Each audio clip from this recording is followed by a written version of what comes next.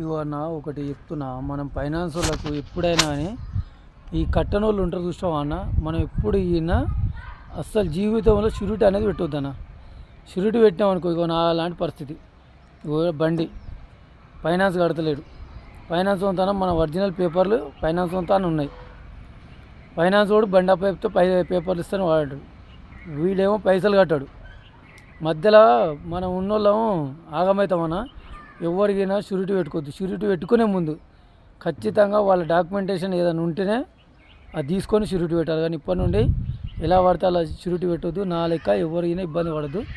దయచేసి అందరూ అర్థం చేసుకోవాలి ప్లీజ్ అన్నలు. ఇది అందరికి షేర్ చేయండి. ఇలాంటి ముండోళ్ళ కోసం ఉన్నోళ్ళు ఇలా ఒక 10 మంది మారినా మనకు చాలా సేఫ్. ఇలాంటి దొంగలకు పెట్టొద్దు. మనం ఇజ్జత్ తీసుకోవద్దు. ఫైనాన్స్ వాడు మన ఇంటికి వస్తాడు.